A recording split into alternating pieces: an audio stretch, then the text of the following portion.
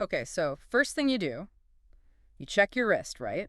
See if you nailed that 8-hour goal. Oh, yeah. What's the score today? Exactly. And if you're, kind of like us, pretty tech savvy, you're probably plugged into all that biometric data, especially sleep. Definitely. But have you ever had that thing where the tracker says, great night, lots of deep sleep, Mm. but you just feel completely drained? Totally. That's exactly the disconnect we want to dive into today. Yeah, we're really zeroing in on why these sleek sleep trackers we all seem to have, Mm. why they might be giving us a picture that's, let's say, less than accurate, specifically about those sleep stages. Right, the breakdowns, light, deep, REM. So we're looking at a couple of sources today, a 2019 UC study and some Harvard research from 2022 on something called orthosomnia. That's right. And they both sort of suggest we should maybe take those really detailed sleep stage readings with a pinch of salt. A grain of salt, yeah, okay. And the core of the issue, for many popular trackers anyway, seems to be the optical heart rate sensors. Oh. What's interesting is how they work. They primarily detect changes in blood flow using light. That's how they estimate heart rate and pick up on movement. So they're shining a light, seeing if we're tossing and turning, tracking our pulse, and then some algorithm just decides what sleep stage we're in. That's basically it, yeah. Now, that 2019 UC study, it really put this to the test. How so? They compared these consumer trackers directly against medical-grade polysomnography.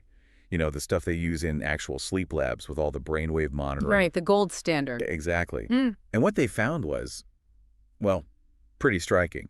The trackers were inaccurate by about 40% when it came to identifying the specific sleep stages. 40%. Wow. So if my watch tells me I got, say, 2 hours of deep sleep. It could potentially be off by, yeah, almost an hour in either direction, averaged out. It's a significant margin of error for stage classification. That really makes you wonder then, why even show us that level of detail if it's potentially that far off? It's a great question. I mean, heart rate and movement do correlate generally with sleep.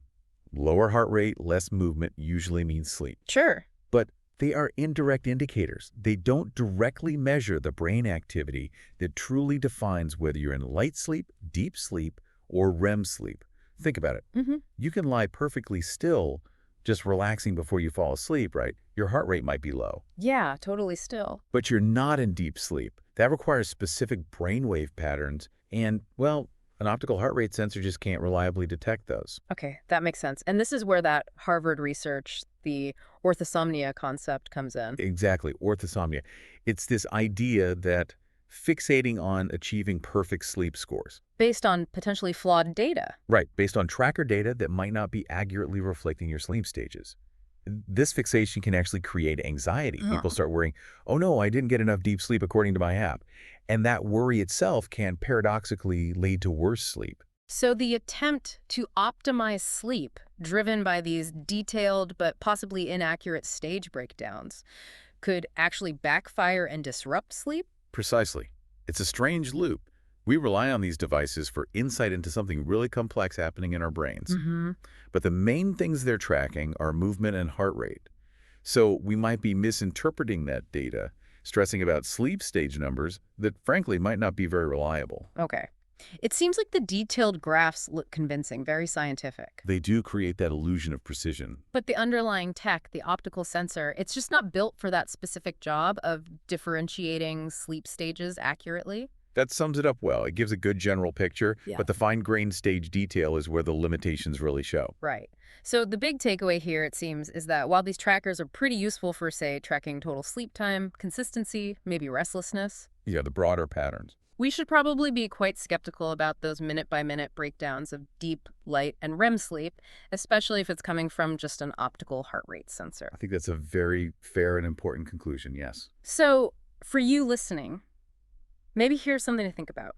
If your tracker is mainly measuring how still you are and your pulse, not really the complex electrical dances happening in your brain, how much weight should you actually give those specific deep sleep or REM sleep numbers? Maybe it's worth tuning back into how you actually feel rested, energetic or not, rather than just chasing a perfect score on the app?